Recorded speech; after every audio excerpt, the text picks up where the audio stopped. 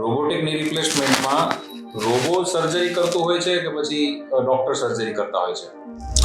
એકચ્યુઅલીમાં robotic ની replacement surgery એ robotic assisted ની replacement surgery એટલે કે રૂટીનલી ઓર્થોપેડિક સર્જન સર્જરી કરતા હોય અને રોબોટ એમને હેલ્પ કરી આસિસ્ટ કરી અને એના જે સોફ્ટવેરના ડેટાઝ હોય એની હેલ્પથી 3D મેપિંગ કરી અને તમારી એનાટોમીની એક્ઝેક્ટ વર્ચ્યુઅલ મોડલ બનાવી અને ઓર્થોપેડિક સર્જનને હેલ્પ કરે છે કે તમારી એનાટોમી કયા લેવલની હોય છે અને કયા એંગલથી કયો કટ કરવાથી તમારા જે ઇમ્પ્લાન્ટનું પ્લેસમેન્ટ પ્રોપર અલાઇનમેન્ટથી કરીએ તો કયું બેસ્ટ રિઝલ્ટ આપશે એ રીતે રોબોટ ઓર્થોપેડિક સર્જનને આસિસ્ટ કરતો હોય છે.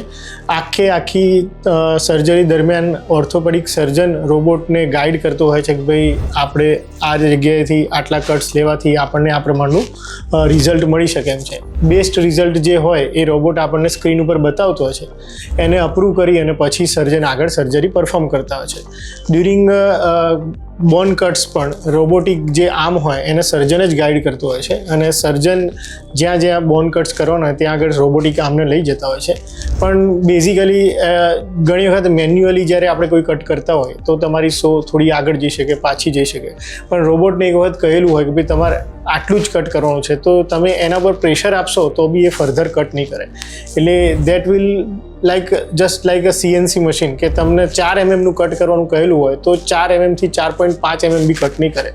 સો એટલું પ્રિસિઝન મળતું હોય છે રોબોટિક રિપ્લેસમેન્ટ સર્જરીમાં.